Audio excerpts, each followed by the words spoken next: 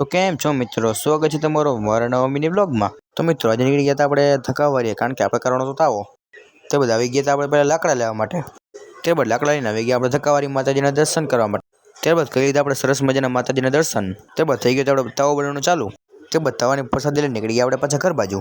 નાઈ ધોઈને રેડી થઈને જવાનું તો આપણે જામનગર નીકળી ગયા આપણે બસ સ્ટેશન બાજુ। ત્યારબાદ બેસી ગયા આપણે રિક્ષામાં અને પહોંચી ગયા આપણે બસ સ્ટેશને। ત્યારબાદ પડીકા લઈને બેસી ગયા હતા આપણે બસમાં, નીકળી ગયા જામનગર બાજુ। મિત્રો વાગી ગયા હતા આપણે 3:45 અને પહોંચી ગયા આપણે જામનગર।